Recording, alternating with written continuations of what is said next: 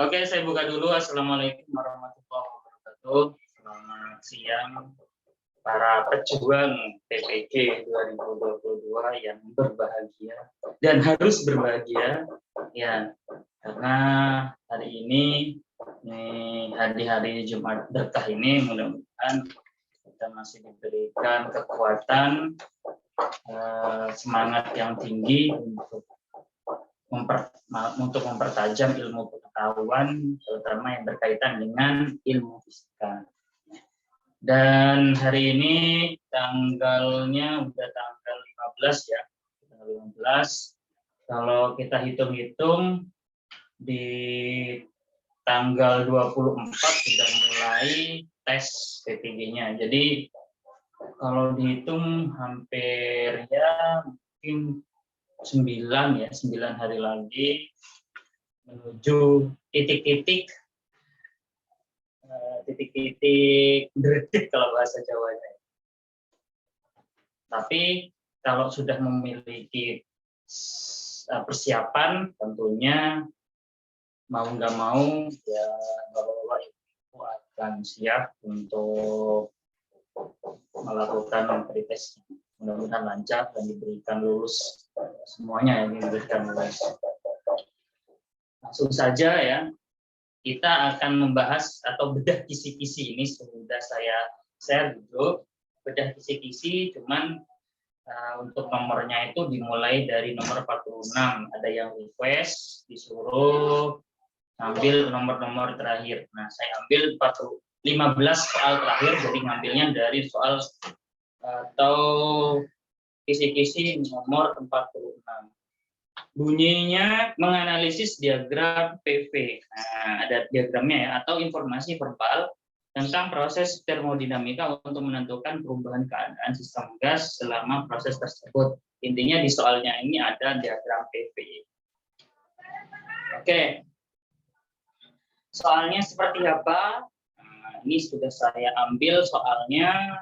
Kalau nggak salah ini soal UTBK ya, kalau nggak salah ya. Proses siklus ABCA, suatu gas ideal monoatomik sebanyak N mol mengalami proses termodinamika seperti ditunjukkan pada gambar. Nah, gambarnya seperti apa? Gambarnya seperti ini. PV. P ini V ya, P untuk tekanan, V untuk volume. Nah, di sini ada arahnya ya, saya bikin arah A, B, C, A. Nah, A, B, C, A ini merupakan siklus ya. Kemudian di sini ada tekanan, P-nya P2, ini tekanan, P-nya P1, ini volume V1, ini volume V2. Proses AB adalah proses isotermik, yang melengkung isotermik ya. Ada yang adiabatik, cuman lengkungannya lebih curam. Kalau yang seperti ini berarti isotermik. Jika T adalah suhu gas ketika dalam keadaan A, pas di sini T-nya suhunya A. Pas di sini T-nya, pas di sini suhunya itu T, pas di sini suhunya sama-sama T. Karena apa? Ini isotermik. Dan konsentrasi gas umum adalah R. Kerja yang dilakukan gas pada proses CA dari C menuju A. Jadi yang ditanyain adalah usaha atau kerja. Nah, makanya di dalam bahasa Inggris itu usaha itu bahasa Inggrisnya work atau kerja. Gimana cara ngitungnya? Caranya adalah W sama dengan P delta P. Kenapa? Karena ini prosesnya itu proses isobarik. Isobarik. Jadi tekanannya sama. Tekanan di C sama dengan tekanan di, sama kan kalau dijabarin ini P, nah delta V-nya kan tekanan di A, suhu volume di A dikurangi volume di C. Volume di A-nya itu V1, volume di C-nya V. Kalau dijabarin maka jadinya P1V1 dikurangi P2 V1 sama dengan dikurangi P2 V. Jadi seperti itu. Cuman kalau kita lihat di pilihan gandanya itu nggak ada yang begini. Ya, kita ubah, kita sesuaikan ya. Sesuaikan dengan pilihan gandanya karena di situ ada NFT. Ingat ya. Ingat PV sama dengan nRT. Ini persamaan gas ideal. Jadi pada saat P2V1 misalnya ambil yang ini ya biar sesuai dengan pilihan ganda, maka ini kan P2V1 sama dengan nRT. nRT dikurangi P2V2. Dan ternyata jawabannya adalah yang jawabannya adalah begitu. Bapak-bapak, ibu-ibu, mudah-mudahan paham ya. Ini sangat dasar sekali. Nah, saya lanjut ya. Nanti kalau ada pertanyaan, kalau udah papannya udah penuh ya. Nomor 47, kisi-kisi nomor 47. Menganalisis kaitan antara temperatur gas, energi kinetik rata-rata partikel penyusun gas, energi internal, dan tekanan gas ideal. Ini saya ambil kaitan temperatur gas dan energi kinetik rata-rata saja. Yang ringan-ringan saja dulu.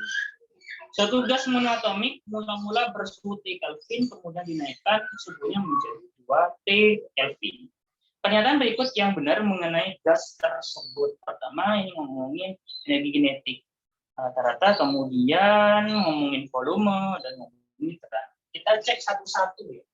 Mula-mula T, jadi T1-nya sama dengan T1-nya sama dengan T2-nya sama dengan 2. Ini satunya udah Kelvin ya. Jadi mula-mula seperti ini, akhirnya menjadi seperti itu. Nah, kita cek apakah A-nya itu benar. Energi kinetik rata-rata partikel penyusun gas tersebut menjadi setengah kali semula. Kita tahu nggak? Nggak tahu. Oke ya, kalau nggak tahu EK rata-rata itu begini ya. 3/2 KT. Ya, ini yang rata-rata. Jadi rata-ratanya seperti ini. Bagaimana kalau energi kinetik total? Nah, energi kinetik total itu biasanya simbolnya itu U, energi kinetik total. 3/2 NKT, itu bedanya ya. Kalau ini total, kalau ini rata. Ya, ini monoatomik. Nah, jadi intinya energi kinetik rata-rata sebanding dengan suhu. Kalau suhunya besar, ini besar, ini kecil, ini kecil, gitu ya. Jadi energi kinetik 2 diginiin per energi kinetik 1 sama dengan T2 per T1, sehingga EK 2 sama dengan 2T per T, kalian langsung kali silang ya, EK 1. Ini coret. Oh, ternyata 2 EK 1, EK 2. Ternyata pilihan ganda yang A salah atau benar? Salah. Di situ ngomonginnya setengah. Terus yang B masih nyambung dengan yang A. Benar atau salah? Ternyata benar karena ngomongnya 2 kali semula. Oh, berarti ya benar. Yang ini salah. Yang C. Ya, kalau ini benar, maksud yang C benar juga ya. Tapi kita cek aja ya. Karena kan kita belajar ya kan. Kalau nggak belajar, begini aja ya. Kalau misalkan nggak ngadepin soal benar itu. Kalau B-nya benar, ya udah jawab aja langsung B ya. Menghemat waktu begitu ya Bapak-bapak, Ibu-ibu, entah sendiri ya kan. Jika gas dipanaskan secara isobarik, maka volume gas menjadi 4 kali semula. Nah, ini langsung ke persamaan gas ideal. Kalau misalkan lupa ya. Ini hukum apa ya? Hukum Charles, hukum Boyle, hukum Boyle, hukum Gay-Lussac. Kalau misalkan lupa, ya udah masuk sini aja. PV sama dengan NRT. PV sama dengan NRT. Karena ini nggak mungkin berubah, ini udahlah tetapan, maka PV per T itu pasti tetap. Gitu ya. Nah, kalau di situ ngomonginnya isobar itu tekanan tetap ya, berarti P-nya tetap. Berarti cuma kita lihat V per T. Ya, V per T-nya tetap, atau V2 per T2 sama dengan V1 per T1, begitu ya. Sehingga V2 sama dengan T2 per T1 dikali V1. T2-nya berapa? 2T. T1-nya berapa? T. Berarti berarti V2 sama dengan 2V1. Harusnya 2 kalinya. Tapi di situ ngomongnya 4 kali. Benar atau salah? Ya salah. Gitu ya, Bapak Ibu. Oh, berarti yang D, ya salah juga. Ini salah ya. Yang E, ini isohorik ya, isohorik berarti P per T ya. Atau langsung P2 per T2 sama dengan P1 per T1, atau P2 sama dengan 2T per T kali P1. Coret-coret, oh ternyata P2-nya harusnya 2P1, tapi di situ 4 kalinya salah. Ya salah. Ya, berarti jawaban yang benar soal 47 adalah yang B. Alasannya ini. C, D, E, kok bisa salah alasannya seperti ini? Begitu ya Bapak-Bapak, Ibu-Ibu. Mudah-mudahan paham ya. Lanjut saja ke soal nomor 48. Kisi-kisi soal 48. Apa bunyinya? Disajikan gambar rangkaian listrik. Peserta membandingkan daya listrik pada masing-masing hambatan yang dipasang secara majemuk. Kombinasi seri dan paralel. Cocok banget soalnya ya, cocok banget. Di sini ada seri paralel.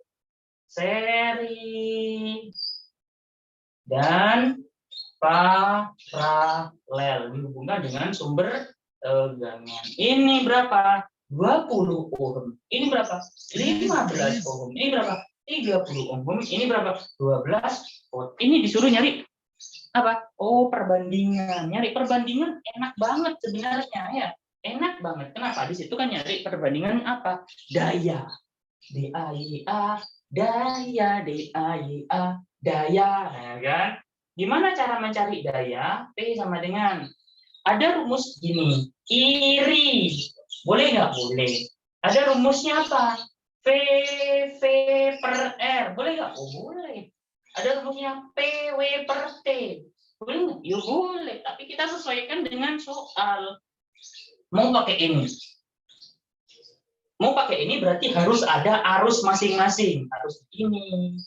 Ya, arusnya ini, arusnya ini. Nyari ini. Bisa nggak? Bisa. Harus ada V-nya ini, V-nya ini, V-nya. Nyari ini boleh nggak? Boleh, tapi harus ada energinya ini. Pas saya makainya yang ini. Maksudnya apa? Bukan paling pas ya sebenarnya. Paling cepat ngerjainnya pakai yang rumus yang nomor 2. Ya. Kan perbandingan tekanannya ini katakanlah namanya ini R1 gitulah ya, biar enak kita penamaannya. Ini R1. Oh, itu udah di ini ya, 20 ohm, 50 ohm, berarti ini R2 gitu ya. Ini R3, biar enak. P1 banding P2 banding P3. Ini loh yang ditanyain, gitu ya. Saya ambil pakai yang ini ya, yang di kotak merah ini ya. P kuadrat per R. Saya tulis P kuadrat per R saja. P kuadrat per R. Berarti ini gimana? Yo V kuadrat per R. Berarti V1 R1. Ini V kuadrat per R. V-nya siapa? V2. Ini R2. Ini V kuadrat per R. Ini V-nya berapa? V3. Ini R3. Ya. Ini ya. Tegangannya. Ini R1 sama ini kan dihubungkan secara ini sama ini seri. Seri itu, rangkaian seri itu artinya adalah rangkaian pembagi tegangan. Rangkaian pembagi tegangan. Itu rangkaian seri. Berarti tegangan ini sama ini itu pasti beda. Kalau hambatannya beda ya. Ini kan tegangannya 12 volt terbagi ke 20 ohm sama ya. Nggak mungkin ini 12, ini juga 12, nggak mungkin. Nggak mungkin sampai kiamat pun tuh nggak mungkin ini 12 ini 12. Ini harus dibagi rata, gitu ya. Sesuai dengan hambatannya. Kalau hambatannya besar, dapatnya besar. Kalau hambatannya kecil, dapatnya kecil ya. Tapi ini harus kita gabungin dulu ini. Ini kita gabungin dulu gitu ya. 15 sama 30, 1/15 tambah 1/30. Gimana? Nah, ya berarti 1/15 tambah 1/30 itu berarti dapatnya 3/30, lalu dibalik ya. Sehingga ini namanya R paralel. 30 per, saya buat begini ya, 30 bagi 15, 2, 30 bagi 1, 30 bagi 30, 1. Berarti ini 30 bagi 3, sama dengan 10 ohm. Jadi RT-nya itu 10 ohm.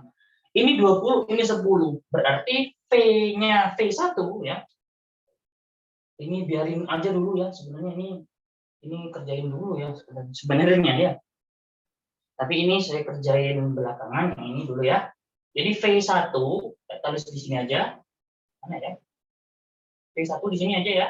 V1 sama dengan 20 per ini membagi cara ngitungnya V1 20 per ini kan 20 ya. 20 per. Ini 20 tambah 10. 20 tambah 10 berapa? 30.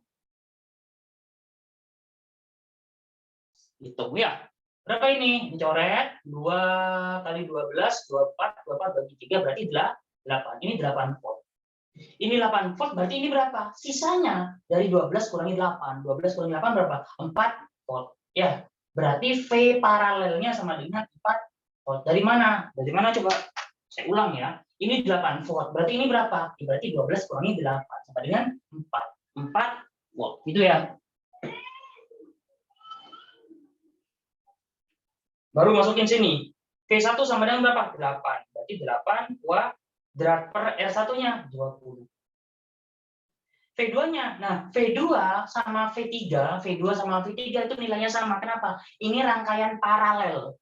Rangkaian paralel itu tegangannya sama. Tegangannya sama dengan berapa? Ya berarti V2 sama dengan V3 sama dengan V paralel. Jadi V2 sama dengan V3 sama dengan V paralel. Nilainya 4. Berarti ini apa? 4 kuadrat per R2-nya berapa? Ini berapa? Oh, tegangannya berapa? 4 juga ya, berarti 4 kuadrat per R-nya berapa? R-nya 30. Nah, begitu ya. Ada yang bisa dicoret? Bisa ya. Ini kan 64, ini 16, ini 16. Bagi 16 1, bagi 19 1, bagi 16 4. Berarti 4/20. 4/20 itu berapa? 1/5 ya. 1/5 banding 1/15 banding 1/3.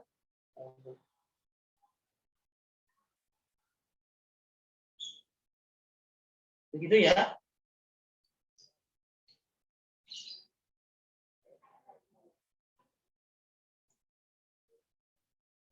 Bagi 41 memang. Oke. Nggak ada jawabannya. Sepertinya nggak ada jawaban ini. Masa itu nggak ada jawabannya ya. Saya ulang lagi, ini V-nya 8 apa? Ini 4, ini 4. Berarti bagi 64 bagi 16 4 benar ya? 4 1 1. Berarti oh iya, berarti nggak ada jawabannya. Ini karena kan ini pilihan apa namanya? Pecahannya. Pecahan dikali. Karena pecahan berarti kita kalikan dengan angka namanya KPK. Berapa KPK-nya ini? KPK-nya 30. Berarti kita kali 30 ya. 30 kali 1/5 berapa? 6. 30 ini berapa? 2. Ini berapa? 1. 6, 2, 1. 6 banding 2 banding 1. Harusnya 6 banding 2 banding 1. Tapi mohon maaf, kayaknya nggak ada jawabannya. Kayaknya nggak ada jawabannya. Ya.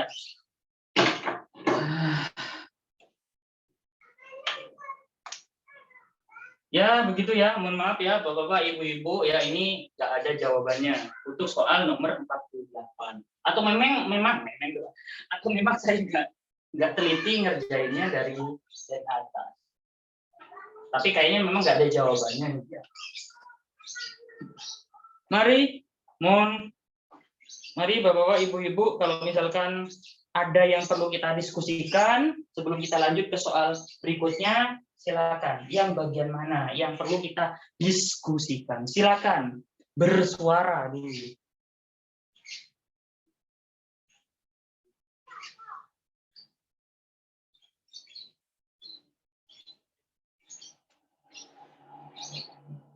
Tulisannya agak jelimet ya.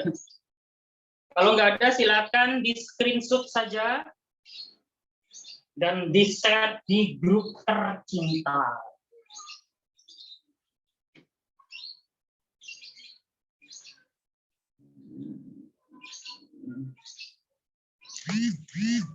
Oke, kalau nggak ada langsung saja ya. Saya hapus.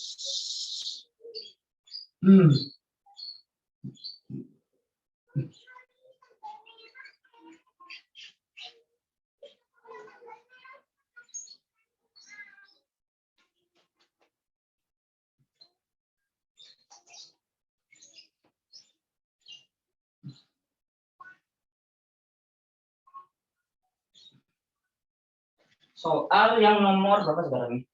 Soal nomor 49 ya.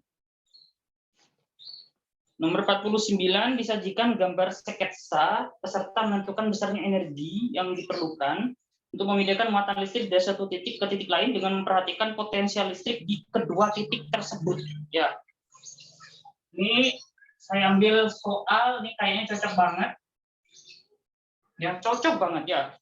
Segitiga ABC siku-siku di A dengan panjang AB 4 cm, AC 3 cm ya. Kemudian sebuah muatan listrik min 10 pangkat min 10 Joule Joule ya. Min 10 pangkat min 10 colom. Kok colom kolom ya? Maaf ya, nggak bisa ngomong kolom. Nah, itu bisa. Enggak, ini contoh. Akan dipindahkan dari titik C ke titik D yang terletak pada pertengahan AB. Bila Ki A, Ki B itu ada nilainya ya, enggak saya umumin ya. Tentukan besar usaha yang diperlukan. Usaha. Nah, saya gambarin dulu nih, Bapak, Ibu, digambar dulu ya. Kalau udah digambar dulu ya, jadinya pusing nanti. Nah, ini 3 cm, ini 4 cm. Ini A, bukan, ini A, ini B, ini C ya. Loh, kok ada D-nya? Oh, di sini D-nya. D-nya di tengah-tengah. Di tengah-tengah berarti ini 2 cm, ini 2 cm gitu ya.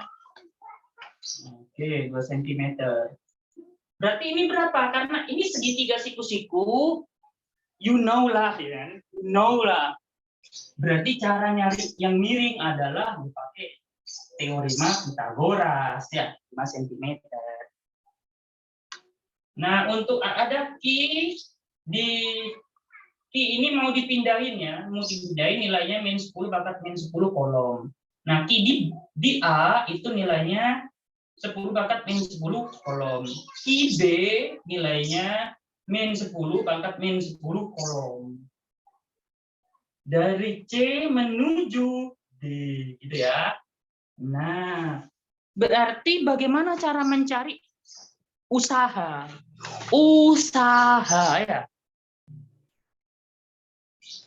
Kalau ada benda mau ditaruh di sini atau didorong ke sini, ini kan ada usaha S gitu ya. Oh, berarti ini ada F supaya ada perpindahan gitu ya, ini boleh. Jadi sama dengan F kali S. Cuman di sini kan muatan. Gimana nyarinya? Nah, kalau ini muatan, nyarinya gampang saja. Piye? Nah, piye? W-nya adalah sama saja dengan kita mencari perubahan energi potensial. Ya, sama dengan mencari perubahan energi potensial. Ya, sebenarnya lengkapnya itu perubahan energi mekanik sebenarnya. Ya. Cuman, jadi ini kita anggap di sini kecepatannya 0, ini di sini pas di sini itu juga sama kecepatannya 0, maka energi kinetiknya di sini sama di sini kan sama. Maka perubahan energi kinetiknya itu sama-sama 0. Begitu maksudnya. Langsung saja sama dengan delta P atau Q delta V. Begitu ya Bapak ibu-ibu. Ya. Atau Q, nah kan delta V ya. Akhir dikurangi awal. Berarti VD dikurangi VC. Ya. Q-nya ada? Ada ini. VD belum ada. VC belum ada. Berarti kita cari dulu VD berapa, VC berapa. Begitu ya Bapak-bapak, Ibu-ibu. Nah, yuk kita cari dulu ya. Ini pending dulu nih. Pending, ya kan? Pending. Kita cari VD. VD. VD sama dengan K I A per R ditambah K I B per R. Ini RA, ini RB. Ada mata lain nggak? Nggak ada, karena kan A sama B aja ya.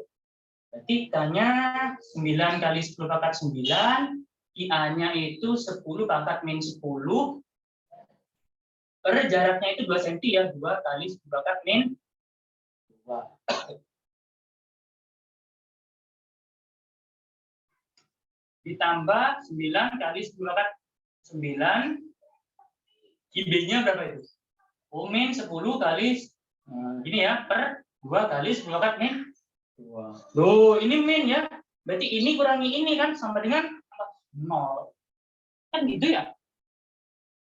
Nah, ini kurangi ini 0. Lanjut. Itu VD-nya sama dengan 0. Sekarang VC. VC ya, VC. VC sama dengan K I A per R A ditambah K I B per R RB.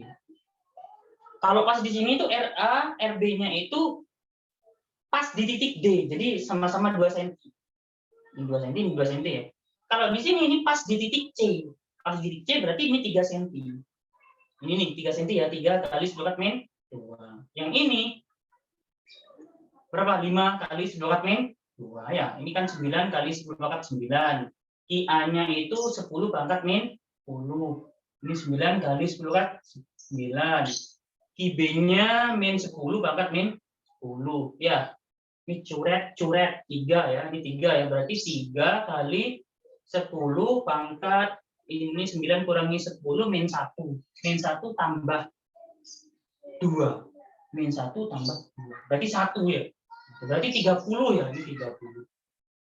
30. Nah, ini 9 kali 10 pangkat 90 berarti ya 90 ya. 90 bagi 5. 90 bagi 5 berarti 1 ini 5 4 18. Berarti min 18 sama dengan 6 volt. Ya. Jadi 6 volt.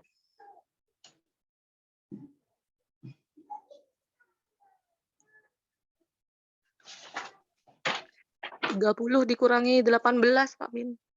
Oh, iya. Maaf. Lagi blank. Terima kasih, Ibu.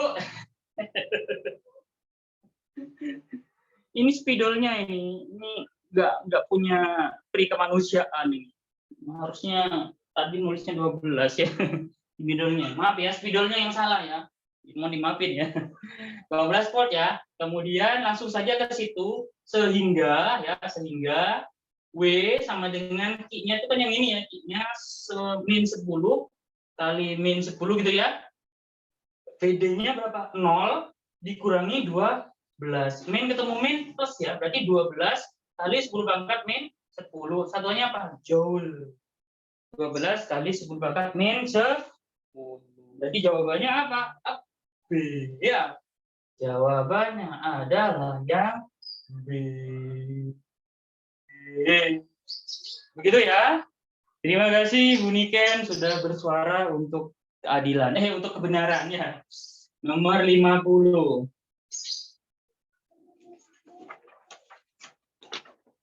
Waduh, ini soal apa ya? Ini kok soalnya keren banget. Sebenarnya sudah pernah saya munculkan di berapa ya? Di pertemuan 5 kalau nggak salah ini ya, nomor 50 nih. Sajikan gambar sketsa peserta menganalisis gerak partikel bermuatan dalam medan magnet homogen atau penerapan gaya magnetik. Ya. Ini tahun kemarin nih. Lintasan proton pada daerah bermedan magnet ditunjukkan oleh gambar arah dan medan magnet B1 dan B2 berturut-turut adalah ya. Ini yang perlu kita tekankan di sini adalah ini proton.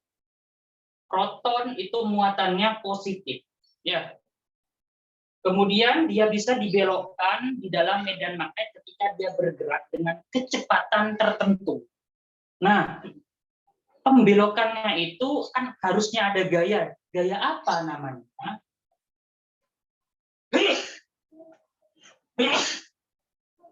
Gayanya adalah gaya Lorentz ya. Ini yang paling dasar dulu ya. Misalkan ini ada medan magnet. Ini ada medan magnet. Ini medan magnetnya arahnya kemana? Arahnya masuk ya. Masuk, kalau silang masuk, kalau titik keluar. Misalkan protonnya itu arahnya dari kiri menuju ke kanan dengan kecepatan v, ya. Berarti dia akan ketika udah masuk di dalam medan magnet akan dibelokkan karena ada gaya Lorentz, bukan Mama Oren ya, tapi gaya Lorentz ya. Jadi ada kecepatan. Jadi pakai tangan kanan boleh seperti ini ya. Tangan kanan saya ya. Keren kan? Nah, begini boleh. Ibu-ibu bapak kalau misalkan menjelaskan ke siswanya pakai seperti ini boleh. Atau bisa juga begini saja ya, seperti orang salaman ini. Ya. Ada ibu jari, bahasa Inggrisnya itu mungkin ibu jari itu the mother of finger ya, ibu, mother, finger, nah, jari, the mother of finger ya. Ini keempat jari ya, four finger, nah, ya. Kemudian di sini ada telapak tangan yang ada garis tangannya. Ini sebagai arah kecepatan, yang ini arah medan magnet, ini gaya Lorentz. Saya ulang, kecepatan medan magnet gaya Lorentz ya. Kecepatan medan magnet gaya Lorentz. Berarti gaya Lorentz-nya ketika dia masuk ke medan magnet arahnya ke atas. Ketika ke atas maka akan boleh belokkan kemana? Ke seperti ini. Nah, jadi nanti akan muter-muter. Begitu ya Bapak-bapak, Ibu-ibu ya, paham ya? Oke, ya. Jadi arah gaya Lorentz-nya pas waktu di sini ke atas, pas waktu di sini ke kiri, pas waktu di sini ke bawah, pas waktu di sini ke kanan. Jadi muter-muter di dalam medan magnet kalau arah kecepatannya itu tegak lurus dengan arah medan magnet. Kalau nggak tegak lurus, apakah muter-muter seperti ini? Enggak. Kalau membentuk sudut tertentu akan membentuk lintasan yang berbentuk spiral. Tahu ya spiral ya? Oke, tahu kan? Tahu lah, masa nggak tahu ya? Spiral, kayak obat nyamuk. Ini seperti ini ya. Kalau proton pakai tangan kanan. Bagaimana kalau elektron? Elektron negatif pakai tangan kiri, Bapak Ibu. Ya, sama ini berarti ini kecepatan, ini medan magnet, ini gaya Lorentz. Itu ya proton. Terus kalau kita ngomongin jari-jari. Jari-jarinya ini kan membentuk lingkaran. Jari-jarinya berapa ya? Nah, misalkan Bapak-bapak, Ibu-ibu kepo misalkan ya. Cari sendiri gak apa-apa, pakai rumus. Ya. Ada gaya Lorentz. Ada gaya apa kalau melingkar? Gaya sentripetal. Gaya Lorentz-nya QVB. Ya. Sin 90 derajat ya sebenarnya. Nggak usah pakai 90 derajat lah ya. Terus Fs-nya mv kuadrat per R. Kita kan mau mencari R. Berarti R-nya harus taruh situ ya. Tapi sebelumnya kita coret aja V-nya dulu. Nah, gitu ya. Sehingga dapat R sama dengan apa? MV per IB. Itu ya. MV per IB. Ini rumus R-nya. Biar nyambung sama soal yang akan kita bahas, maka saya kasih hubungan antara Q sama B. Kok Q sama B? R sama B. R sama B. R sama B. Ini hubungannya sebanding atau berbanding terbalik? R sama B. Terbalik. Nah, terbalik. Ya, perbandingan terbalik. Jadi nulis segini ya. Seperti. Nah, perbandingan terbalik, tahu sendiri lah perbandingan terbalik seperti apa. Ya, perlu saya jelasin ya Bapak-Bapak, Ibu-Ibu. Nggak usah manja, ya kan? Oke. Nih ya. Soal yang nomor 50, gambarnya saya gambari di sini. Nah, ini B1. Begindang. Habis itu straight. Pas di sini serut gitu ya. Straight. Ini B2. Lintasan proton. Ini proton.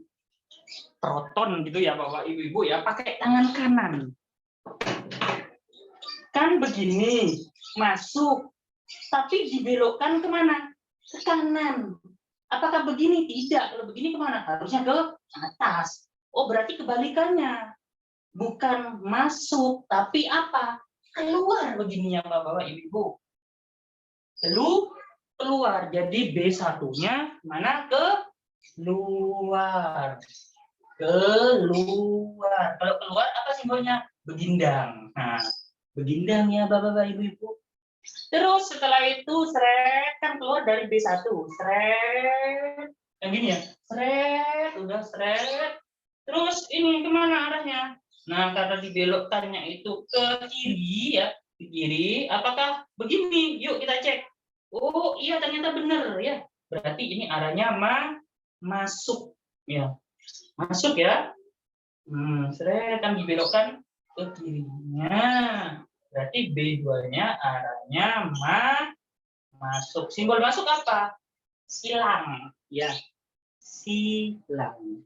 Nah, sekarang hubungan antara R1 sama R2. Oh, ya. Kan R1 kita tahu ya, ini lebih besar ya. Jadi R1 lebih besar daripada R2. Ini kan besar banget kan daripada ini, ya kan? Jadi R1 lebih besar daripada R2. Sedangkan kita sudah tahu loh hubungan antara R sama B. Apa? Berbanding terbalik. Berarti apa? B1 lebih kecil daripada B2. Wah. Begitu ya. Ternyata yang benar adalah yang C. Nah, aku suka jawaban C. Kenapa kok suka? Karena C adalah cinta. Nah, begitu ya Bapak-bapak, Ibu-ibu, mudah-mudahan paham. Silakan kalau ada yang mau ditanyakan nomor 49 sama nomor 50 ya.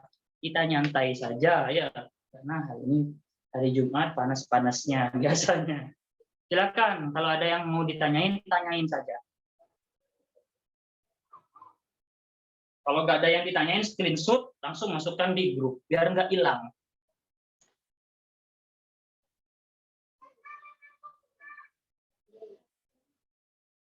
Sudah? Screenshotnya sudah? Saya anggap sudah ya. Saya hapus saja. 1, 2, 3. Oke. Maafin, punten. Nggih. Monggo.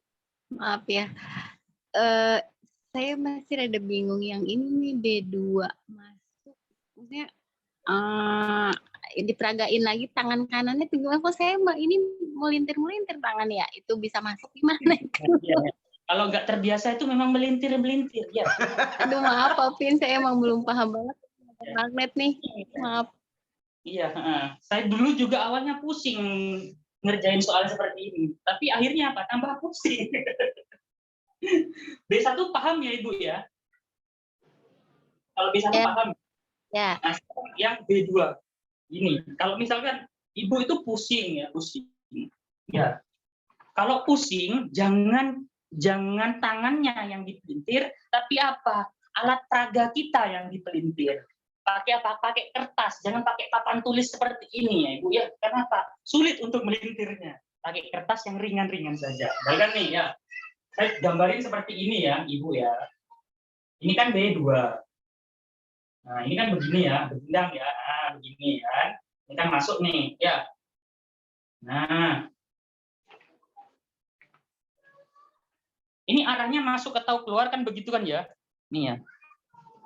Nah, jadi ini yang kita pelintir, jangan tangan kita yang dipelintir. Apakah cocok seperti ini? Ya, nih kan masuk nih, seret masuk. Apakah cocok seperti ini? Ya, seret, gitu kan ya? Nah, kalau ada gaya loren kemana ini? Ke kiri ya, ke kiri, maka arah kecepatan akan kemana? Belok. Nah, jadi seperti ini. Seret, nah begini ya. Nah, maka arah medan magnetnya benar ke masuk ya, masuk. Coba kalau misalkan kita balik, coba misalkan begini tangannya, misal ya kan, kita kan butuh pembuktian. Misalkan begini tangan kita, misalkan, begini ya, Mas, ini medan apa namanya kecepatannya kan memasuki medan magnet, seret. Nah, ini kan, kalau tangan kita seperti ini, maka gaya lorennya kemana? Ke kanan. Kalau ke kanan nanti ini arahnya ke kanan juga. Beloknya ke kanan. Tapi nyatanya apa? Ke kiri. Berarti benar begini ya. Berarti benar begini ya. Seret. Nah, seperti ini ya. Ibu siapa itu ya? Kelihatan? Oke. Masih bingung nggak? Ya, lumayan sedikit. Bingung. Atau lumayan ada pencerahan. Ya, pencerahan. Nah, paling enak dipraktekin sendiri saja, ya. Praktekin sendiri, ngambil apa namanya di tempat yang sunyi gitu ya. Kalau perlu di bawah pohon beringin, nah gitu ya. Kalau misalkan ada yang mantul-mantul, loncat-loncat, segera pergi karena itu pocong. Pergi aja. Di rumah saja ya Bu ya, jangan di bawah pohon beringin ya. Pokoknya begitu aja ya, caranya pakai tangan kanan karena ini proton. Ya. Jadi praktekin yang digerak apa namanya yang dipelintir-pelintir mending medianya saja, jangan tangannya. Kenapa? Tangan kita itu terbatas, cuma 2 saja. Kalau misalkan dipelintir terus patah, di toko itu nggak ada yang jual, begitu ya ibu-ibu ya. Oke, terima kasih. Oke, dadah. Terima kasih Pak Pin. Sama-sama. Langsung saja ke soal yang nomor 51. Oh, tak dulu dihapus dulu ya.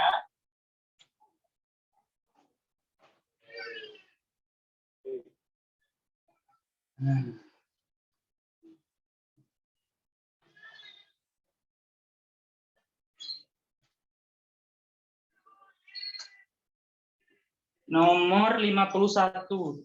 Menganalisis berbagai cara yang dapat meningkatkan daya yang dihasilkan oleh suatu generator listrik harus bolak-balik. Ini sebenarnya nggak pas banget, tapi mirip gitu aja lah ya. Nyerempet ke kisi-kisi gitu. Nomor 51 ini agak nyerempet aja lah ya. Agar GGL maksimum yang dihasilkan oleh generator menjadi 2 kali semula, pernyataan yang benar adalah ya. Di sini yang pertama itu ngomonginnya frekuensi ya, dihubungkan dengan frekuensi. Yang B dihubungkan dengan periode. Frekuensi sama periode itu ada hubungannya nanti. Jadi ini satu pembahasan. Kemudian yang C, jumlah lilitan. Terus yang D itu luas penampang sama jumlah lilitan. Yang E-nya kawat diganti dengan kawat yang ketebalannya 2 kali semula. Kalau yang E ini nggak masuk di apa namanya nggak masuk di formulanya. Kenapa? Untuk yang generator ketika dia itu menghasilkan energi listrik, menghasilkan GGL induksi, apa yang seharusnya generator lakukan? Nah ya, GGL induksinya sama dengan NBA omega. Ya, kalau lengkapnya ini N omega. NBA omega sin omega T. Nah, ini lengkapnya. Jadi di sini ada kecepatan sudut, ada luas penampang, ada medan magnet, ada jumlah lilitan. Ya. Nah, kalau pinginnya GGL-nya itu nilainya GGL maksimumnya itu menjadi 2 kali semula, ya berarti apa? Jumlah lilitannya dibuat 2 kali, boleh. Medan magnetnya diperbesar 2 kali, boleh. Luas penampangnya lilitan dijadikan 2 kali, boleh. Kecepatan sudutnya dijadiin 2 kali, boleh. Tapi yang nggak boleh adalah ini dijadiin 2 kali semua. Itu menjadi dua kali, bukan 2 kalinya lagi ya. 4 kali 4, 16 kalinya ya. Nah, kita cek dulu yang A. Frekuensi. Frekuensinya dijadiin 2 kali, bisa nggak? Yuk kita cek. Di sini ada frekuensi, belum ada. Tapi frekuensi itu ada di dalam omega, yaitu omega sama dengan 2pi f. Ya, 2pi f. Nah, jadi omega sebanding sama f. Omega sebanding sama f berarti omega sebanding sama f berarti GGL ini. Nah, F-nya di sini, F-nya dijadiin setengah. Bener nggak? Ini dijadiin setengah. Berarti apa yang akan terjadi? Omeganya menjadi setengahnya juga. Bener atau salah? Yo salah jawaban. Kita cek yang B. Yang B, ya, ini kan periode ya. Omega apa? Omega sama dengan 2pi per T. Ya, omega sama dengan 2pi per. Berarti omega sebanding atau berbanding terbalik? Berbanding terbalik. Ya. Nah, T-nya sama dengan setengah T1. T2 sama dengan setengah T1. Berarti omeganya gimana? Omega 2 sama dengan 2 omega 1. Dari sini ya. 1 dibagi setengah itu kan 2. Kalau omeganya jadi 2 kali, tahu dong. Berarti GGL-nya dari sini aja ya. GGL-nya menjadi 2 kali GGL 1. Benar atau salah? Ya benar. Langsung jawab. Tunggu dulu. Kenapa? Ini latihannya. Yang C. Jumlah lilitan jadi setengah. Benar atau salah? Luas penampang dan jumlah lilitan jadi 2 kali. 2 kali. Masing-masing 2 kali. Ini sama ini dijadiin 2 kali. Benar atau salah? Karena akan menjadi 4 kali kalau yang B. Yang E, benar atau salah ketebalannya? Nggak nyambung. Ya, nggak ada di rumus ini nih.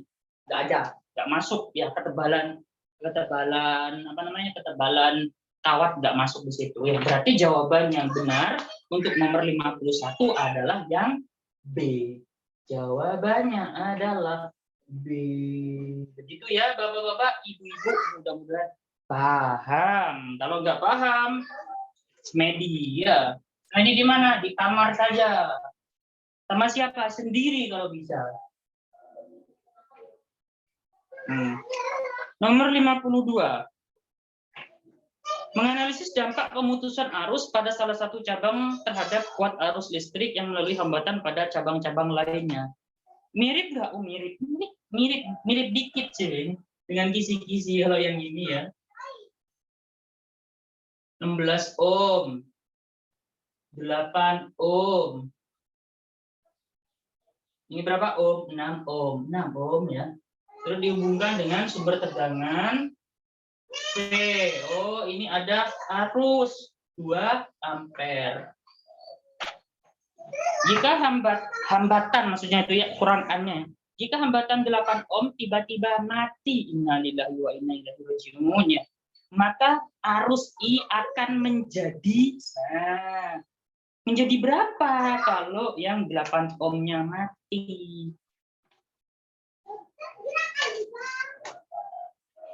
Ini mati, ya. Ini mati nih.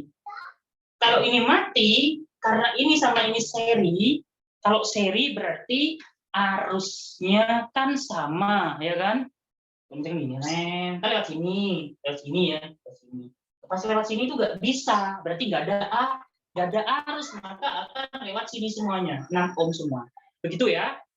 Jadi kalau ini mati, ini juga is dead. Begitu ya, Bapak-bapak, Ibu-ibu ya, mudah-mudahan paham ya. Nah, gini. Kita hitung dulu ya, hitung dulu sebelum mati. Ini sebelum mati, hitung dulu, bayar dulu. Hitung dulu sebelum mati. Ini sama ini kan 24 ya, 24 sama 6. Berarti R totalnya sama dengan 1/6 ditambah 1/24 sama yang penyebut 24, 4, 1, berarti 24 bagi 5. Berarti RT-nya berapa? 4,8 ohm. Begitu ya. Begitu kan? Berarti V-nya sama dengan apa? V-nya sama dengan I kali RT. I-nya 2, RT-nya apa? 4,8. Berarti sama dengan berapa? 9,6 volt. Ini V-nya 9,6 volt.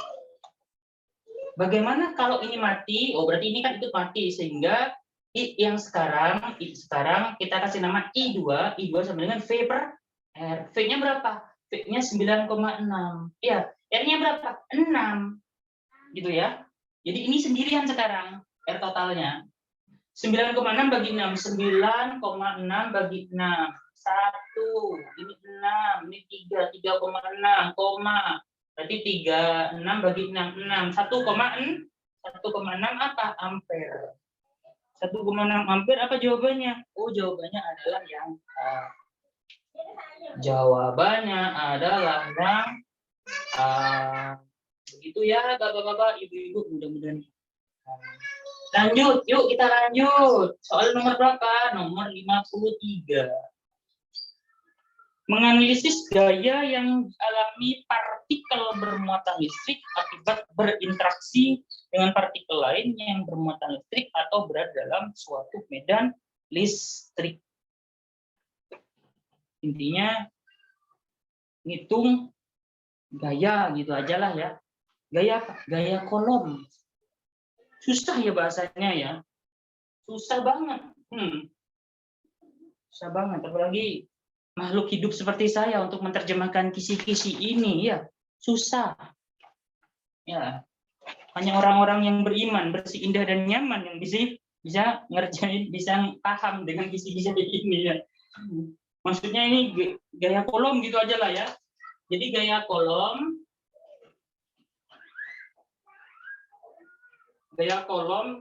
yang dialami oleh masing-masing muatan. Ini berada di titik-titik sudut segitiga sama sisi. Ya, ini nilainya positif semua ya, dan nilainya besarnya Ki. Ini misalkan ini Ki, ini Ki, ini Ki. Nilai Ki-nya sama dengan 1 mikrokolom. Ini 3 cm ya, jadi ini 3 cm, ini 3 cm. Di masing-masing muatan. Terserah bapak-bapak, ibu-ibu ngambilnya di sini boleh, sini boleh, sini boleh. Yang nggak boleh apa? Yang nggak boleh nggak dikerjain gitu, yang nggak boleh ya. Nah, ambil yang di sebelah sini misalkan. Ini sama ini tolak. Ini sama ini tolak. Ya kan? Gayanya pasti sama. Kenapa? Ini Ki, ini Ki, ini Ki. Ini 3, ini 3, ini 3 ya. Jadi sama. Misalkan kita simpulkan F aja ya, di F. Sudutnya berapa? Ini kan 60. Loh kok tahu? Segitiga sama sisi. Sudutnya pasti sama. Nah, sudutnya berapa? 180. 180 ini 3, 60 ya. Berarti ini juga sama yang 60. Loh ini kok sama? Itu namanya sudut yang bertolak belakang. Ya, jadi ini sama. Ini F, sudutnya 60. F, kita hitung dulu ya. K, I per R kuadrat. 9 kali 10 pangkat 9. Q-nya berapa? Q-nya 1 mikro, jadi 10 pangkat min 6. 10 pangkat min 6, jari-jarinya 3 kali 10 pangkat min 2 dikuadrasi, dicoret. 9 kurangi 12, min 3 tambah 4, 1. Berarti 10 Newton. Ini 10, ini 10. Ya, F totalnya atau F resultannya kan begini. F kuadrat tambah F kuadrat tambah 2 kali F cos berapa? Sudutnya 60 derajat. Cos 60 berapa setengah? Ini saya coret aja langsung biar nggak menghabiskan waktu ya. Ini coret gitu ya. Ada berapa F kuadrat? Ada 3 ternyata. 3 F kuadrat. Ya, F kuadrat keluar dari akar jadi F akar 3. F-nya berapa? Itu 10. Berarti 10 akarin 3. Satunya apa? Newton. Jadi totalnya 10 akar 3 Newton. Apa jawabannya? Jawabannya C. Ini yang aku suka. Kenapa jawabannya? Kenapa saya suka jawaban C? Karena C adalah cintrong ya, cintrong yang dalam. Oke, Bapak-bapak, Ibu-ibu, kalau ada yang ditanyakan silakan atau yang perlu didiskusikan silakan. Ini ada 3 nomor 51, 52, 53. Silakan. Kalau ada yang didiskusikan, silakan bersuara. Kalau nggak ada, silakan screenshot. Kalau sudah screenshot, diapain? Jangan dihapus, tapi di-share di grup tercinta kita. Silakan.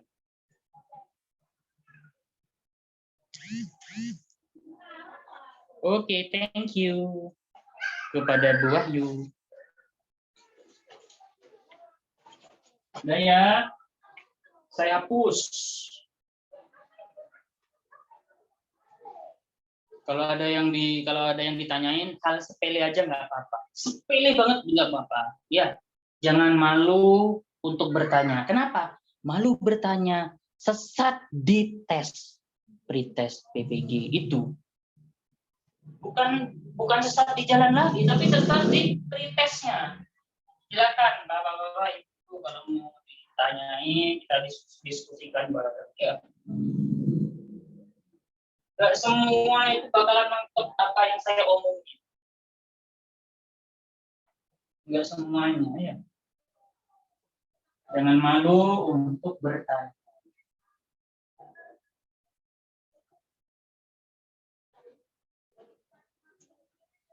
Oke, saya lanjut di soal nomor 54. Nomor 54, kisi-kisi nomor 54 merancang rangkaian RLC agar dapat beresonansi pada frekuensi tertentu. Ini sebenarnya nggak nyambung, cuman ya saya sambungin sedikit lah. Kenapa? Pilihan gandanya itu saya buat E, rangkaian tidak mengalami resonansi. Apa resonansi? Ya, resonansi ya.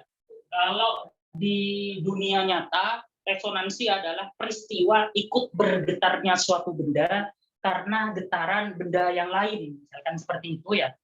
Misalkan saya bergetar.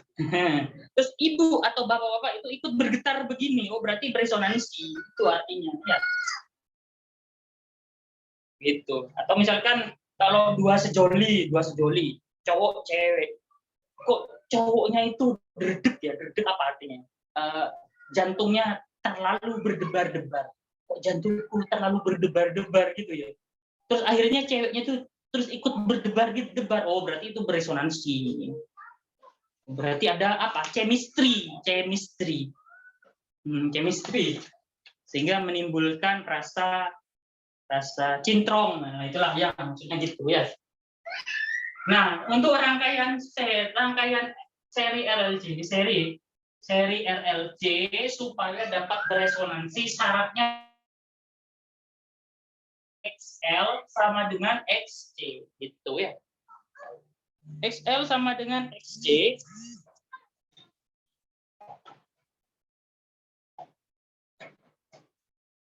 SL sama dengan SC. SL-nya apa? Omega kali L sama dengan 1 per omega C. Gitu ya. Sehingga apa? Omega kuadrat sama dengan 1 per LC. Silakan dilanjutin sendiri lah ya. Kalau ini untuk yang resonansi. Nomor 54, apakah terjadi resonansi? Oh, kita cek aja. Kita cek. R-nya di sini 12 ohm. Kemudian L-nya 0,075 Henry. Ini ya. Kemudian C-nya 500 mikrofarad. Dihubungkan dengan sumber apa? Sumber tegangan. Bagaimana sumber tegangannya? Harus bolak-balik. Terus P-nya 26 sin 200 T. Satuannya volt. Gitu ya. Yang A, impedasi rangkaian 15 ohm. Benar atau salah? Kita cek aja ya. Tapi sebelumnya kan harus tahu dulu nih XL-nya berapa. Kan omega kali L. Omeganya berapa? 200. 0,075. Ya. 200 dikali 0,075. Ini boleh dibuat pecahan 75 per 1000. Gitu ya.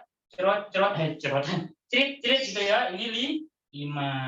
75 dibagi 5 berapa? 25. 25 apa? Ohm. Kemudian XC 1 per omega C.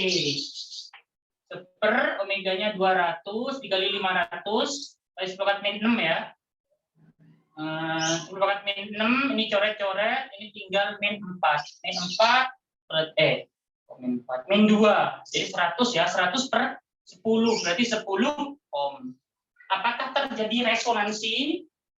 Tidak, karena Pak SL tidak sama dengan XC. Lihat tuh, selawi, ini selawi. 25, yang ini 10, ya kan? Tidak terjadi resonansi, Bapak-Bapak, Ibu-Ibu. Makanya jawabannya E. Tapi kan kita harus tahu ya alasan, ya kan? Itu ya. Nah, Z apa? Z-nya itu adalah R kuadrat plus XL min XC ini dikuadratin. R-nya apa? 12. SL dikurangi SC. SL-nya 25 dikurangi 10. Oh.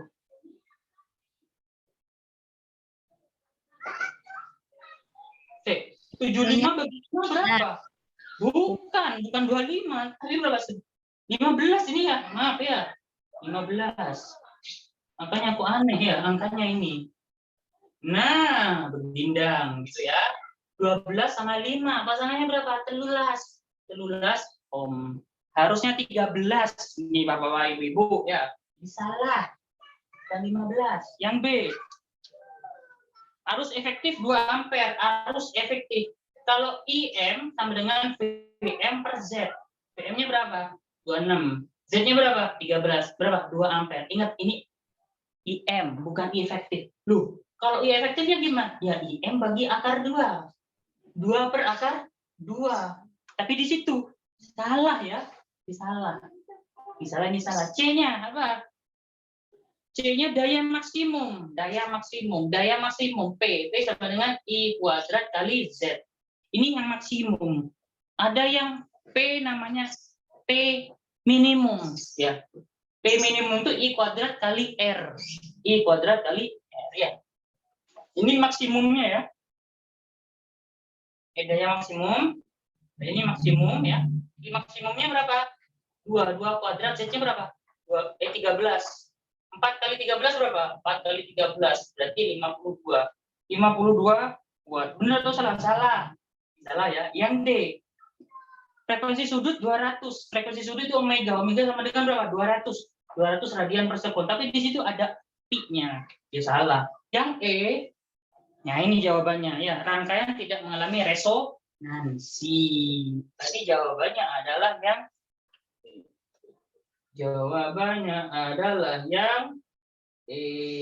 begitu ya Bapak-bapak, Ibu-ibu, mudah-mudahan paham. Paham. Ngerti. Suruh ngerjain nggak bisa. Biasanya murid saya seperti itu ya. Ngerti. Paham. Ngerjain soal nggak bisa. Apakah Bapak-bapak, Ibu-ibu mengalami hal yang sama? Sama tentunya ya.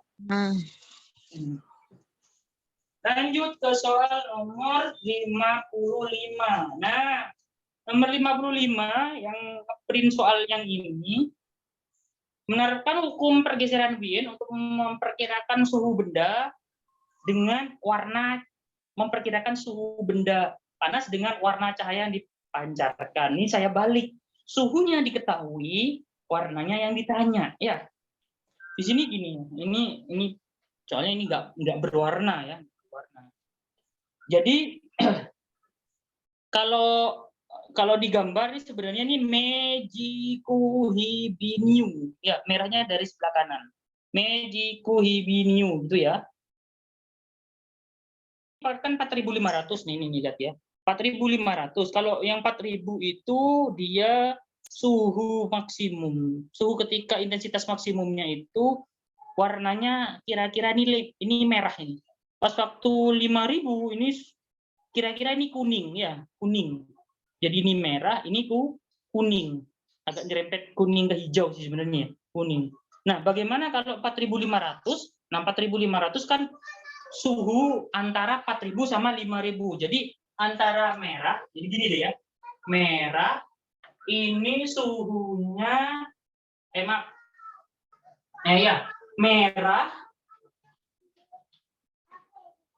merah itu di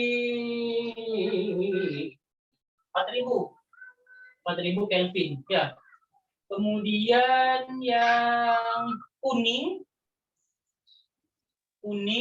itu 5.000 Kelvin. Nah, bagaimana kalau 4.500 Kelvin? Nah, antara merah sama kuning kan? Merah sama kuning apa? Jingga. Ya enggak? Jingga. Kalau nggak tahu jingga, coba ibu-ibu, bapak-bapak ya, kalau nggak tahu jingga, lihat kates. Tahu kates nggak? Nggak tahu, papaya. Papaya, itu jingga warnanya ya. Jingga ya. Tapi kates yang udah matang ya. Kates yang udah matang. Gitu ya, bapak-bapak, ibu-ibu ya. Jadi warnanya jingga. Apa jawabannya? Jawabannya B. Jawabannya adalah yang yang B. Begitu ya, Bapak-bapak, Ibu. Mudah-mudahan paham ya. Jadi untuk yang nomor 55 itu kira-kira soalnya itu seperti itulah ya. Kira-kira seperti itu. Nomor 56. Menerapkan transformasi Lorentz untuk menjelaskan invariansi laju cahaya atau kecepatan cahaya merupakan kecepatan tertinggi yang ada di alam. Ini saya bingung, soalnya modelnya seperti apa ya? Pokoknya intinya gini, cahaya itu memiliki kecepatan yang mutlak. Kecepatannya itu tidak akan berkurang ataupun bertambah, meskipun diukur oleh pengamat yang diam maupun bergerak. Begitu ya. Berapa kecepatan cahaya menurut saya? C. Berapa kecepatan cahaya menurut orang yang terbang dengan kecepatan mendekati kecepatan cahaya? Berapa kecepatan cahayanya? Tetap C. Dimanapun posisi pengamatnya, bagaimanapun bentuknya, kecepatan cahaya selalu sama, yaitu C, gitu ya. Selalu C atau 1C. Jadi begini, nomor 56. Ini saya bikin soal begini. Sebuah pesawat ruang angkasa terbang dengan kelajuan 0,8 C sambil mendiamkan laser ke depan. Jadi gini, ada apa denganmu? Ada sebuah pesawat terbang dengan kecepatan 0,8 C. Ini V-nya. Habis itu dia menembakkan laser. Ini laser tahu ya laser. Laser misalkan warnanya merah. Nah, warnanya merah ke depan dengan kecepatan berapa kecepatannya? Nah, ini kecepatan laser VC aja ya, VC. VC-nya berapa? Menurut pengamat yang ada di bumi. Bumi. Ya, ini orangnya di situ yang ngamatin kecepatan cahayanya. Berapa kecepatan cahayanya? Kecepatan cahayanya meskipun nggak dihitung pakai rumus pasti VC sama dengan 1C. Berarti apa jawabannya? D. Ya. Kalau misalkan mau pakai rumus, boleh nggak? Ya boleh saja. Ini rumusnya. Ini rumusnya ya. V21. Namanya V2 aja ya. V2 sama dengan yang ini V1, ini namanya V21. V21-nya itu pasti 1C. Kenapa? Kecepatan cahaya menurut pengamat yang ada di dalam pesawat kan C. Ya, 1C kan. Nah, kalau menurut orang yang ada di bumi berapa C kan gitu kan. Jadi ini rumusnya gini, V1 ditambah V V21 per 1 plus V1 kali V21 per C kuadrat. V1-nya berapa itu? V1-nya 0,8 C. V21-nya berapa? 1 C per 1 plus 0,8 C dikali 1 C per C kuadrat. Ini coret C-nya ya, sehingga 1,8 C per 1,8. 1,8 C dibagi 1,8 piro? Ya 1, ya enggak? 1 apa? 1 C. Tuh ya. Nah, secara teori, secara rumus, secara kenyataan sama ya. V2 atau VC-nya menurut pengamat yang ada di bumi tetap nilainya 1 C. Sehingga kecepatan cahaya itu disebut kecepatan yang mutlak. Begitu ya Bapak-bapak, Ibu, mudah-mudahan paham. Silakan kalau ada yang mau ditanyakan, bagian mana kita diskusikan bersama-sama. Silakan. Silakan bersuara dulu.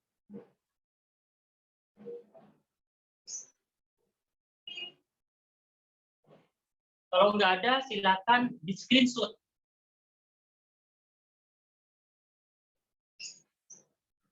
Kalau sudah di screenshot, silakan dimasukkan di grup. Grup apa? Grup tercinta.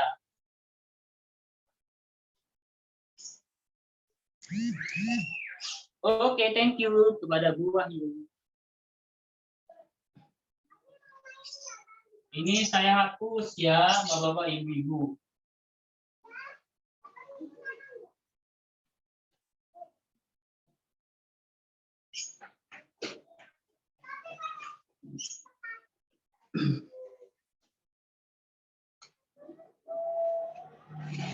Soal yang nomor 57. Mengidentifikasi kelemahan model atom hidrogen, Rutherford atau Bohr gitu ya. Rutherford, Bohr gitu maksudnya ya. Kelemahan teori atom Rutherford.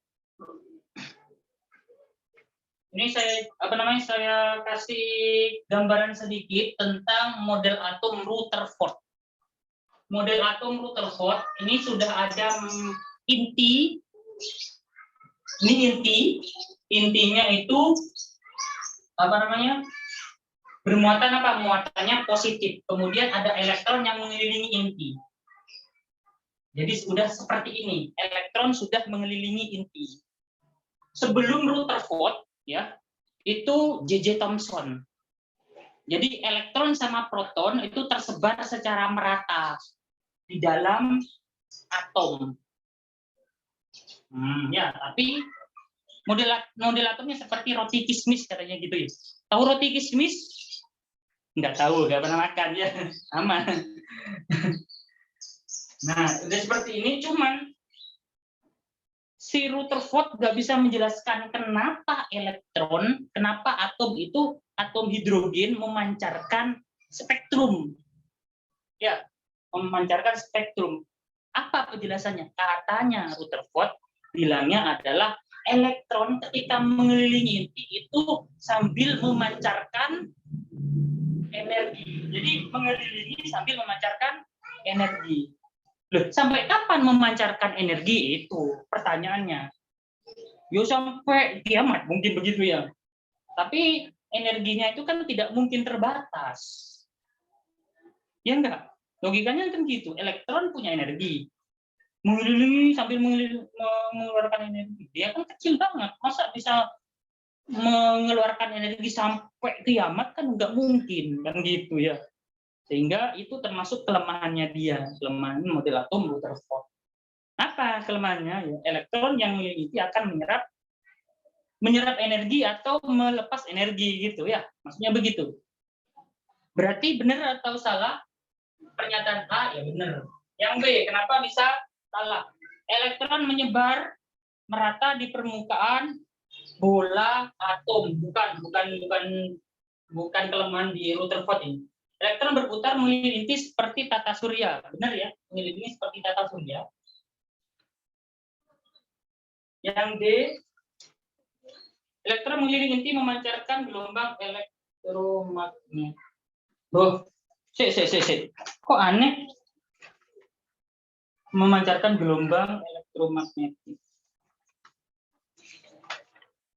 Oh ya, nih ya.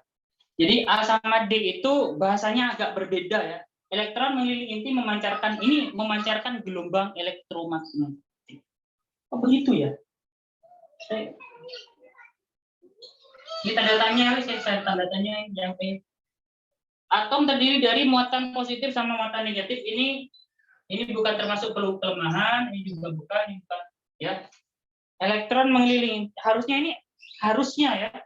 Harusnya elektron mengelilingi inti sambil memancarkan, harusnya sambil memancarkan. Ini bahasanya sih kurang pas menurut saya. Harusnya itu memancarkan energi, bukan menyerap energi. Harusnya. Ya.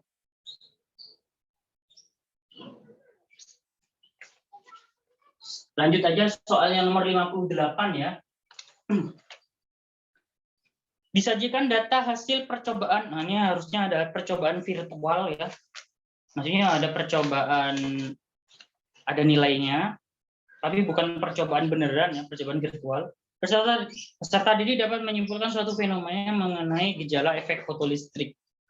Ini karena saya nyari soalnya itu sulit, makanya saya bikin soal yang begini aja ya. Nah, gini aja. Yang ditanyain adalah perhatikan gambar di bawah ini, bila terdapat Planck kerja logam. Ini efek fotolistrik. Efek fotolistrik. Apa itu efek fotolistrik? Mungkin bapak-bapak, ibu-ibu ada yang nggak tahu ya. Efek fotolistrik adalah peristiwa terlepasnya sejumlah elektron dari permukaan logam ketika logam tersebut disinari foton. Apa itu foton? Foton nggak susah ini. Cahaya gitu aja lah ya. Cahaya. Jadi bentuknya begini, bapak-bapak, ibu-ibu. Ya. Ini ada foton, ya, ada cahaya, foton, atau cahaya ya.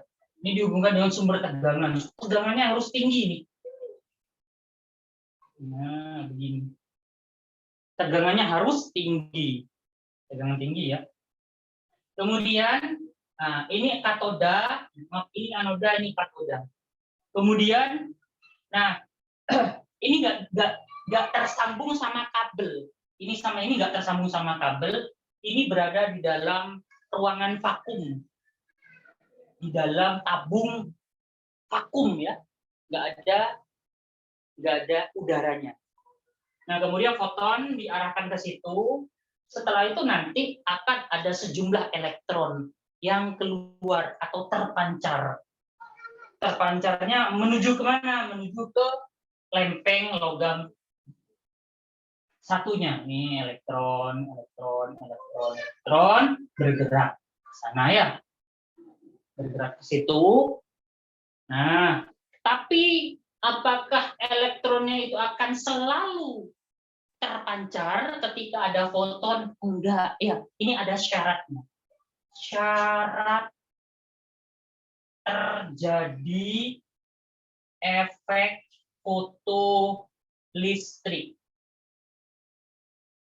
Syaratnya cuma satu ya. Syaratnya adalah energi foton harus lebih besar dari energi ambang logam.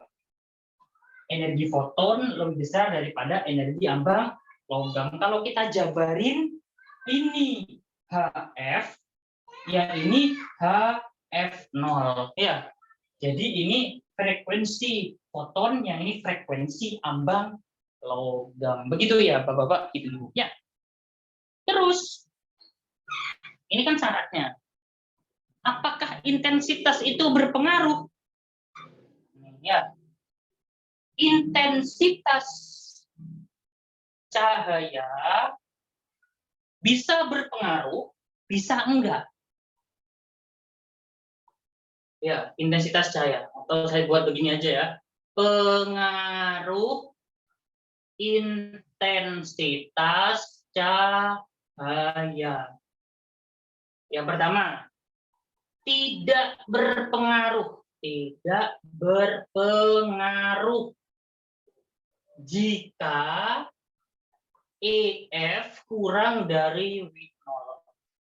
Ini nggak akan berpengaruh intensitasnya, tapi berpengaruh ya, berpengaruh terhadap jumlah elektron jika elektron yang terpancar ya, yang terpancar jika syaratnya terpenuhi, yaitu EF lebih besar daripada W0. Tuh. Jadi ini konsep dasar tentang efek fotolistrik. Syarat terjadinya efek fotolistrik ini. Ya, ini syaratnya. Energinya ini harus lebih besar daripada energi ambang logam. Terus untuk energi plus itu pertama tidak berpengaruh kalau belum terpenuhi syaratnya. Kalau sudah terpenuhi, maka berpengaruh terhadap apa? Terhadap jumlah elektron yang terpancar. Logikanya gini, Bapak-Bapak Ibu. Ini intensitasnya kecil, berarti jumlah elektron yang terpancar sedikit. Habis itu intensitas cahayanya diperbesar, maka jumlah elektron yang terpancar lebih banyak daripada mula-mula. Begitu maksudnya ya. Maksud dari pengaruh intensitas cahaya pada percobaan efek fotolistrik, begitu ya. Bapak-bapak, ibu-ibu, capek saya jelasinnya. Nomor 58 ini, nah oke ya. Nah ini hubungannya sama energi kinetik juga ya. Bagaimana untuk energi kinetik? Logikanya gini deh, ya. Ini foton punya energi. Ini elektron, ini logam punya energi ambang. Energinya foton itu diserap sama elektron. Untuk apa? Melepas dari ikatan cinta. Untuk melepaskan dari ikatan di dalam atom itu. Ya, bagaimana kalau energinya itu lebihnya itu dia gunakan untuk lari secepat dia. Nah, maksudnya itu energi kinetiknya lah ya. Sehingga energi kinetiknya logikanya adalah energi ambang, energi foton dikurangi energi ambang logam. Nah, begitu maksudnya ya. Energi kinetik. Ini energi foton. Ini energi ambang logam ya. Nah, soalnya bagaimana seperti ini? Energi kinetik ya, 10 pangkat min 20 Joule. Terus ini frekuensinya 10 pangkat 14 Hz. Kan begini nih, root itu ya. Nah, saya ambil yang ininya, Bapak-bapak, Ibu-ibu, berapa? Lebih enak nih angkanya nih, 6,6. Nah, ini 6,6, yang ini 2 ya. Ini energi kinetiknya, yang ini ini frekuensi fotonnya. Energi kinetik, kan yang ditanya itu kan energi ambang logam ya. Energi kinetik sama dengan EF min W0 atau W0 sama dengan apa?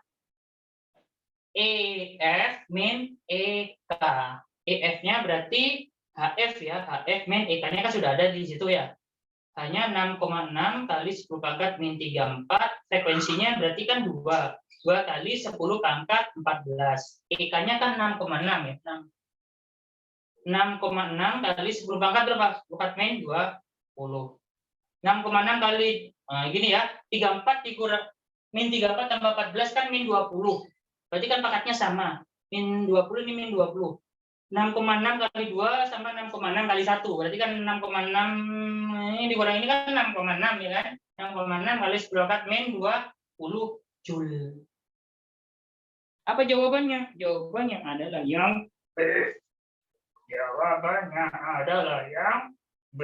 Begitu ya Bapak-bapak, Ibu-ibu. Mudah-mudahan paham. Silakan kalau ada yang ditanyakan, tanyakan saja. Ini soal-soal yang udah masuk yang agak jelimet lah ya.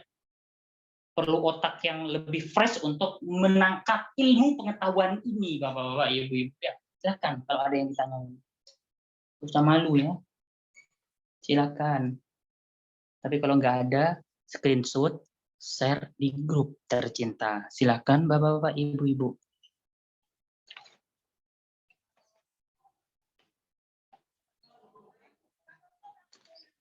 Share, lalu dimasukkan ke grup tercinta.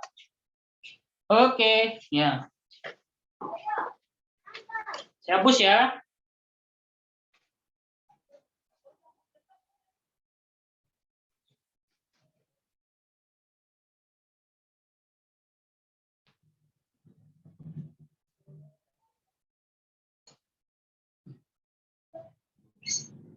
Lanjut ke soal nomor 59, ada 2 nomor lagi nih.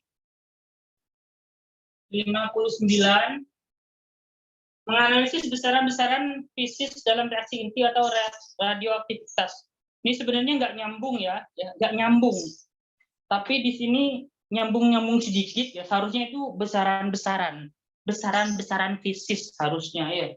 Kayak energi ikat, kayak energi yang dilepas, energi yang dibutuhkan, begitu ya. Atau yang berhubungan dengan radioaktivitas, waktu paruh, seperti itu. Harusnya sih nomor 59. Sebuah partikel alfa ditembakkan pada inti 7N14. Partikel alfa. Alfa itu apa? Alfa itu inti atom helium. 42He. Ditambah 714N. Di situ menghasilkan sebuah proton. Proton itu 11P, ya. Maka di sini nanti jadi apa? Ya, misalkan nih X, AB ya. ABX gitu ya. Ini ada hukum kekekalan nomor massa sama kekekalan nomor atom. 4 tambah 14 sama dengan 1 tambah A, ya. Berarti 4 tambah 14 sama dengan 1 tambah A. A-nya berapa nilainya? 18 kurangi 1, berarti 17. 2 tambah 7 sama dengan 1 tambah B. Berapa B-nya? 8, ya. Sehingga harus 17, 8. Siapa di situ? Di situ adalah yang A. Jawabannya A ya.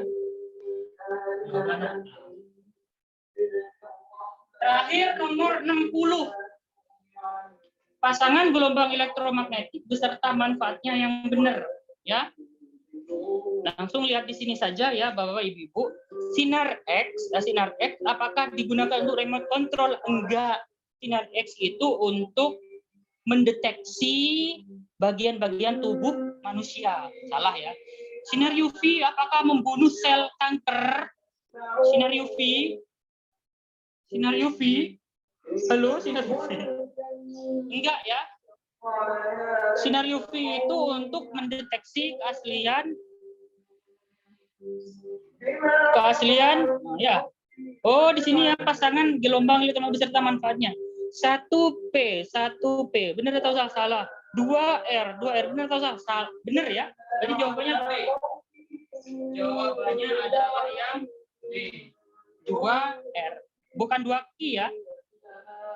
Gelombang mikro itu untuk salah, di sini nggak ada. Sinar inframerah remote control, berarti harusnya itu 4 sama P. Itu ya Bapak Ibu ya. Berhubung di sini suara masjid lebih keras daripada suara saya, maka pertemuan ini kita hentikan atau kita sudahi saja. Kita akan bertemu di lain kesempatan, insya Allah di hari Selasa. Kita akan membahas yang belum, yaitu nomor 31 sampai nomor 45. Mudah-mudahan kita masih dikaruniai umur panjang. Terima kasih atas perhatiannya, kerjasamanya. Mudah-mudahan bermanfaat untuk kita semua.